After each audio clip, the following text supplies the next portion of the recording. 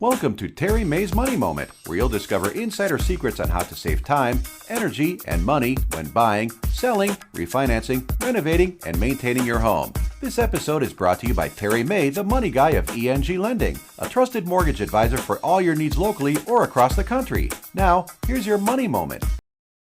Okay, today we're going to talk about how to keep your kids out of debt. As you make plans for your children's post-secondary education, keep in mind that the average student's debt is currently almost $30,000, and it'll be even higher by the time your kids graduate. The truth is, most young people, and often their parents, can't afford that kind of debt, so it ends up damaging their credit rating and ability to buy a house and raise a family. The best way to prevent such problems is to avoid massive student debt in the first place. Here are 5 tips to avoid student loan debt.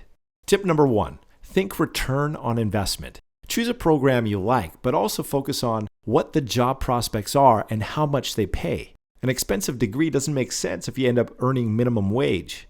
Tip number 2, avoid non-government student loans. Even government loans can lead to major debt problems, but when you get into private loans, the interest rates are usually much higher and there's less repayment flexibility. Tip 3, apply for every scholarship and grant you can find.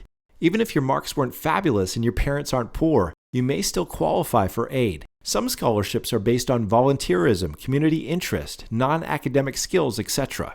Talk to a guidance counselor or financial aid office and do lots of research.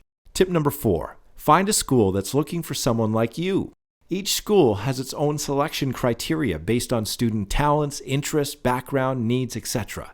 Finding the one school that really wants you can result in reduced fees, scholarships, and other perks. But be sure to discuss all this with the school before you enroll. That puts you in a much stronger negotiating position.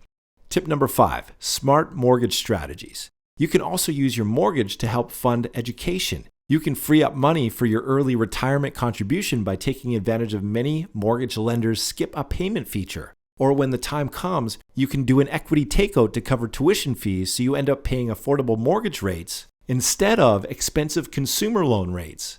Bottom line, make student loans your absolute last resort, even if that means working for a year before going to school or taking a part-time job while you're learning. For more information on how to use your home equity to fund your kids' education, call us today. Thank you for tuning into this episode of Terry May's Money Moment. If you have any questions or comments, please call Terry today at 513-226-9052.